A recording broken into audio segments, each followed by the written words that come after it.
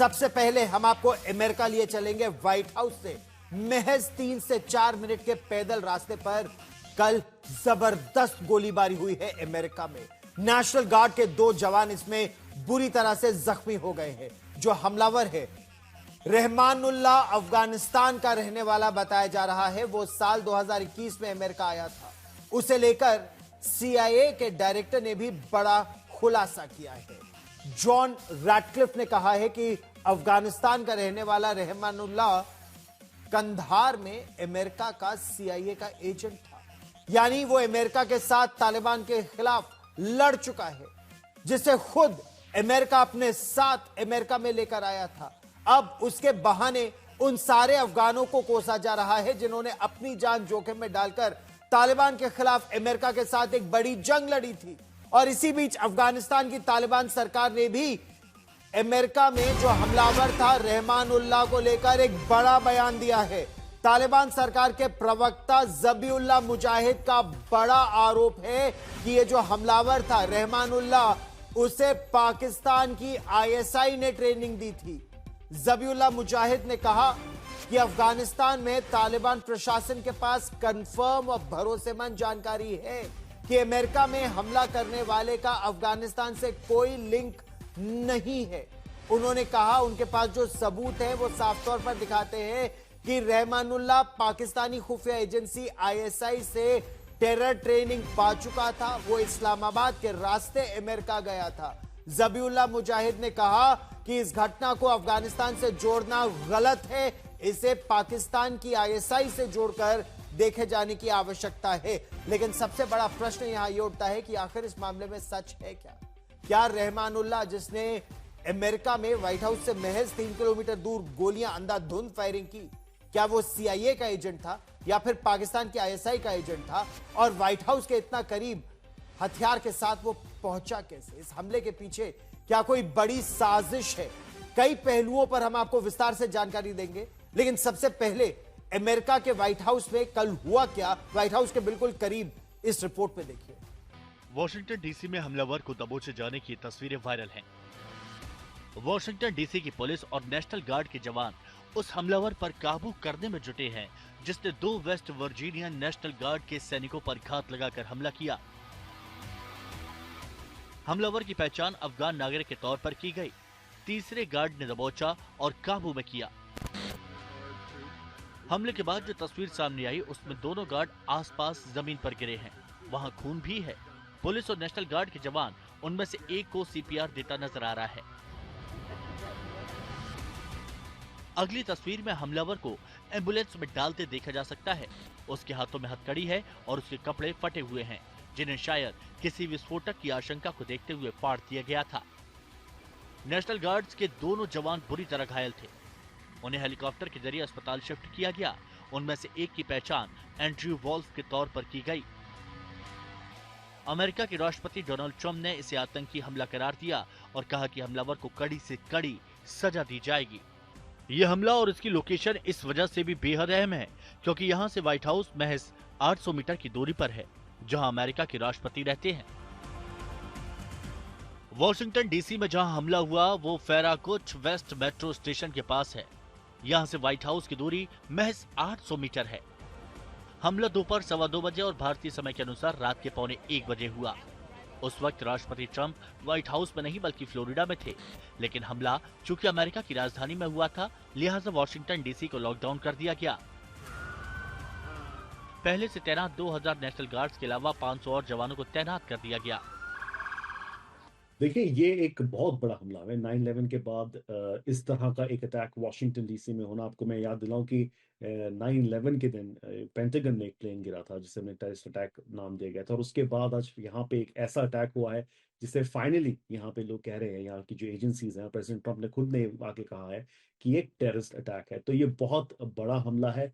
Usually हमने देखा है कि इस तरह की शूटिंग्स जो है अमेरिका में होती रहती है, लेकिन व्हाइट हाउस के पास होना ये अपने आप में बहुत आश्चर्यजनक बात है। और फिलहाल जो एरिया है फेरागट वेस्ट, जो जहाँ पे हमला हुआ है, व्हाइट हाउस से करीब कुछ 3 या 4 मिनट की दूरी पे है, 2 ब्लॉक्स दूर है। अगर आप वहां से सीधा वॉक करके जाएं तो आप 3 मिनट में व्हाइट हाउस पहुंच जाते हैं। तो बहुत इंपॉर्टेंट, बहुत सेंसिटिव एरिया है। सबसे चौंकाने वाला खुलासा ये हुआ कि इस हमले को एक अफगान नागरिक ने अंजाम दिया और ये कोई आम अफगान नागरिक नहीं है। 29 साल का रहमानुल्लाह लखनवाल पूर्व अफगान आर्मी का सैनिक है जो 10 साल तक अमेरिकी सेना के साथ तालिबान के खिलाफ लड़ता रहा। सैनिक के तौर पर अमेरिकी सेना के साथ रहमानुल्लाह की तस्वीर भी सामने आई। रहमानुल्लाह लखनवाल ने अफगानिस्तान में 01 यूनिट के तहत अमेरिकी विशेष बलों के साथ तालिबान के खिलाफ लड़ाई में हिस्सा लिया था। वो 2011 से 2021 तक इस इकाई का हिस्सा रहा और अमेरिकी सैनिकों ने उसे ट्रेनिंग दी थी। 2021 में तालिबान की सत्ता में आने के बाद उसे अमेरिकी निकासी कार्यक्रम ऑपरेशन एलाइस वेलकम के तहत अमेरिका में शरण दी गई क्योंकि वो तालिबान के निशाने पर था। रहमानुल्लाह को लेकर खुद CIA के डायरेक्टर जॉन रेडक्लिफ ने अमेरिकी मीडिया से एक और बड़ा खुलासा किया। उन्होंने कहा है कि रहमानुल्लाह अफगानिस्तान में CIA का जासूस था। वो कंधार स्ट्राइक फोर्स का हिस्सा था और उसके CIA एजेंट होने के आई कार्ड भी मौजूद हैं। अब सवाल ये है कि जिसने अपनी जान को जोखिम में डालकर लड़ाई लड़ी और वो भी अमेरिकी सैनिकों के साथ कंधे से कंधा मिलाकर, उसी ने अमेरिकी गार्ड्स पर हमला क्यों किया जबकि उसे सुरक्षा देने के लिए अमेरिका लाया गया था। अमेरिकी इसे विश्वासघात बता रहे हैं, जबकि रहमानुल्लाह के रिश्तेदार का दावा है कि किसी मानसिक बीमारी के चलते रहमानुल्लाह ने ऐसा किया है। ऐसी कई रिपोर्ट हैं जिनके मुताबिक उसकी यूनिट के कई सैनिक मनोवैज्ञानिक समस्याओं से जूझ रहे हैं। वो अमेरिका में आकर यहाँ के समाज के साथ घुल मिल नहीं पा रहे हैं। उनकी वजह से ही खुदकुशी या दूसरों पर हमला करने जैसी घटनाएं सामने आई हैं। आज तक ब्यूरो। अब सबसे बड़ा प्रश्न यहां यह उठता है कि आखिर रहमानुल्लाह जो 10 साल तक 2011 से 2021 तक अमेरिका की सेना के साथ और वो भी स्पेशल फोर्सेस के साथ, कमांडोज के साथ अफगानिस्तान में लड़ चुका था तालिबान के खिलाफ, आखिर उसने नेशनल गार्ड पर गोली क्यों चला दी? हम आपको विस्तार से समझाने का प्रयास करते हैं। आइए हम ग्राफिक्स के जरिए आपको यह समझाने का प्रयास करते हैं कि आखिर हुआ क्या, हमलावर कौन था, क्या यह CIA का एजेंट था या फिर CIA का एजेंट नहीं, यह पाकिस्तान की ISI का एजेंट था। बात यह भी है कि अमेरिका जहां जहां जाता है वहां वहां तबाही ही छोड़ के आता है। 20 साल तक अफगानियों ने अमेरिका की सेना की मदद की। 9/11 के बाद अमेरिका ने ताबड़तोड़ बमबारी की। तोरा बोरा की पहाड़ियों से वो बमबारी शुरू हुई और फिर पूरे अफगानिस्तान में पाकिस्तान ने कई बेसेस बनाई, क्या काबुल, क्या कंदहार, क्या बगराम, हर जगह अफगानों के साथ मिलकर उन्होंने ऑपरेशन किए।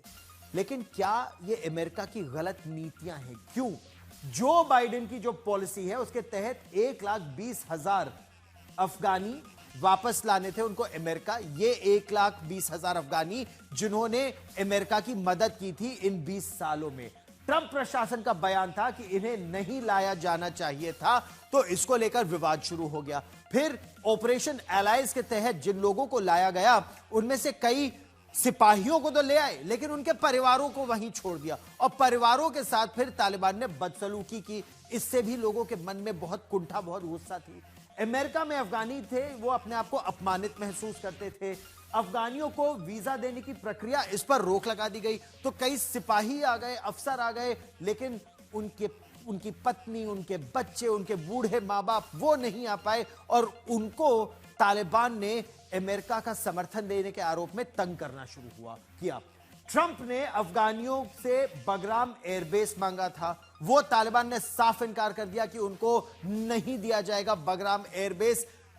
अब क्या ये एक वजह थी? क्या अफगानियों के इनकार का बदला इस तरह से लिया जा रहा है जिस तरह से अमेरिका में रह रहे अफगानियों को उनको ना वीजा दिया जा रहा है, ना उनको नौकरियां मिल पा रही हैं, उनको साइकोलॉजिकल प्रॉब्लम्स हो रही हैं, वो वहां एडजस्ट नहीं कर पा रहे हैं। हमले के बहाने अफगानियों को बाहर क्या निकालने की अब साजिश चल रही है अमेरिका में, क्योंकि ट्रंप एडमिनिस्ट्रेशन और खासतौर पर मागा क्राउड ऐसे कई हैं, यानी मेक अमेरिका ग्रेट अगेन, जो व्हाइट अमेरिकन हैं ट्रंप के समर्थक, वो चाहते हैं इन सब विदेशियों को बाहर निकाल दिया जाए, अफगानियों को बाहर निकाल दिया जाए।